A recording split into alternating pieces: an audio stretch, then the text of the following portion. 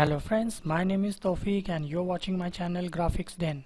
So in this video we are going to see the history brush tool and the art history brush tool.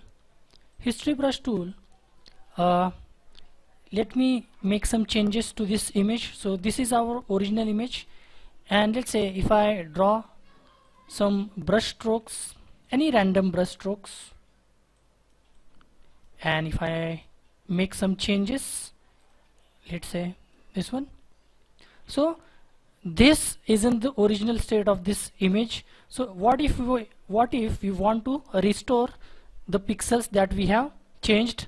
So basically the history brush will restore this image. So make sure that opacity is set at 100, flow is 100, and mode is at normal. So it will basically, it pretty much works similar to the brush tool. As you can see, it restores the image and brings it to its original state. So that's why it is called as the history brush. We can use it in various ways. So let's say if I want to flip this image, so what if I want to flip this image? I have to go to image rotation and flip canvas horizontal. So this is like a mirror image now. So but the original image was on the right side. So if I use the history brush and draw history brush over here on the right side, so it will get us the original image. It restores basically the image. So these kind of effects are used in let's say magazines or newspapers. So it basically restoring the original image. But what will happen if I draw the history brush over here? This will disappear and the original pixels were of the white color on that on this side. So this will remove this image. So this is how we can use the history brush to our advantage. We can make some creative decisions and create some good images, make some good editing. So what if I don't want to make it totally visible? I don't want to make it totally visible.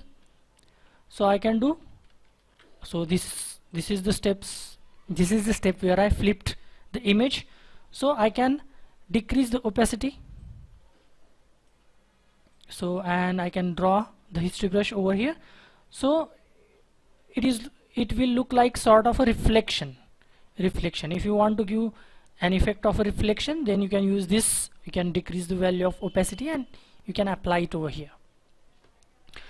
We'll see another example. Let's say I want to make a promotional image for a jewelry shop or jewelry event. So this is an image with golden jewelry. So I want to highlight only the jewelry instead of the entire image.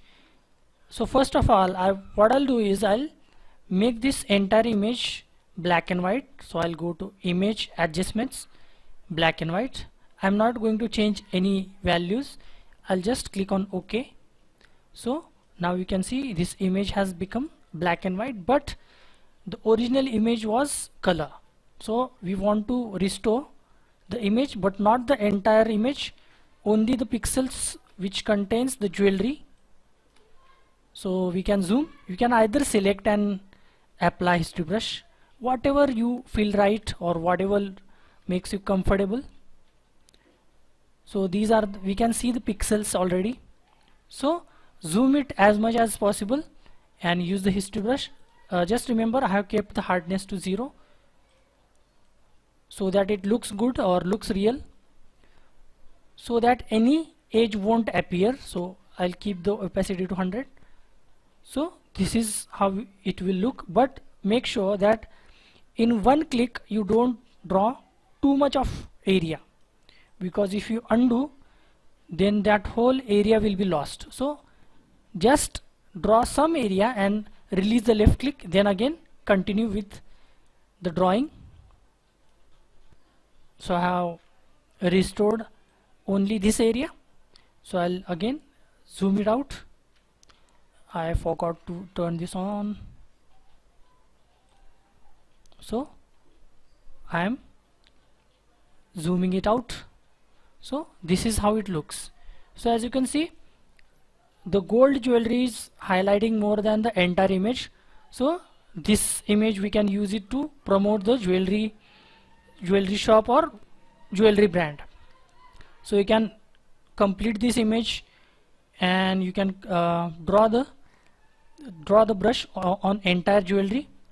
So this is how we can use the history brush tool, or we can simply select a group photo and we can only, or let's say if we want to select any car photo, then we can make this entire photo, turn the entire photo into black and white, and let's say if I want to highlight only this car, then I can apply history brush over this car. So this will be highlighted more as compared with the rest of the image.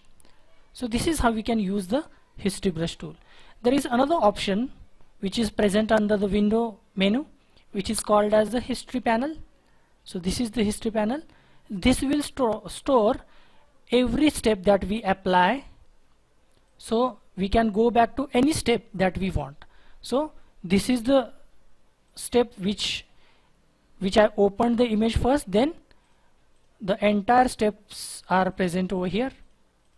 So this is also very useful, the history panel. It stores each and every step that we apply. This is the latest step. So if you want to choose any step from here, you can simply choose it, and maybe if you want to save it, you can save it as well. So this is the original image. So history panel is very important. It is placed under the window menu. So now what does art history brush do? I don't use it that often, art history brush. It simply gives a painting effect to your image. For that you have to keep the brush size to minimum, as small as you can, and you can select the brush styles from here, drop down menu, and you can simply draw it on the image. So you can see it looks like an painting effect. So there are different strokes present in this drop down menu. Let's say tight curl, so it will give you a different stroke. But if we increase the brush size, it will be completely distorted like this. Even if we choose the earlier style, it will get completely distorted. So we can use it as background, maybe we can blur it out and use it as a background. So this is art history brush. I personally don't use this art history brush that much, but you can try it out. But history brush is very useful. Just practice it. You can use it by many ways. So that's it for this video. I'll see you in the next one. Until then, bye bye and cheers.